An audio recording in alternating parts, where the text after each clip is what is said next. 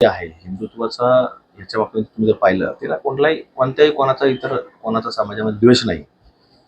हा हिंदुत्व म्हणजे काय ही एक आपली धर्म जरी असला तरी संस्कृती देखील आहे. म्हणजे आपण पाहतो की दीपावलीमध्ये मी अनेक वेळा सांगत असतो, दीपावली जरी सण हिंदू समाजाचा असला पण एक संस्कृती आहे. त्यामुळे सगळेच लोक फटाकडे वाजवतात. त्याला काही कुठल्याही फटाकडे वाजवणं कुठल्या धर्माचा काही विषय नसतो.